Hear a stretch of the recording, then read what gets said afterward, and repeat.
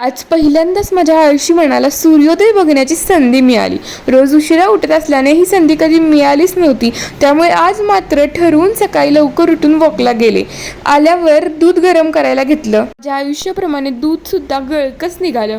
परत कुणी बघू नये म्हणून साफ करून घेतलं, नाहीतर परत घरातल्यांचा मार खायला लागेल. यूट्यूबमध्ये मी एकमेव अशी व्यक्ती आहे जी फक्त दिखाव्यासाठी किचनमध्ये येऊन काहीतरी बनवते. त्यानंतर आईने बनवलेल्या आयत्या सुरईच्या वडीवर ताव मारत मी अशी दात काढत खात होती. कारण मला माहिती आहे मला बनवता तर काही येत नाही, पण खायला मात्र मी पहिल्यांदाच असते. जरी आंघोळ केले नसले तरी मी मात्र फरशीला चांगलीच चमकवत होते.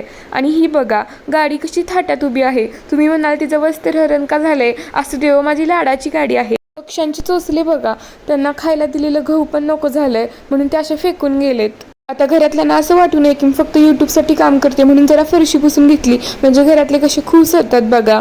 आता हा बघा, पिझ्झाची ऑर्डर घेऊन आलाय स्विगीवरनं. असं तुम्हाला वाटत असेल तर तुम्ही चुकीचं आहात. हो, माझा लाडका मामा आहे. गेटअप हो, स्टाईल म्हणतात त्याला. एक तास रील चालवून आठवलं की आपण फोन अभ्यासासाठी घेतलाय.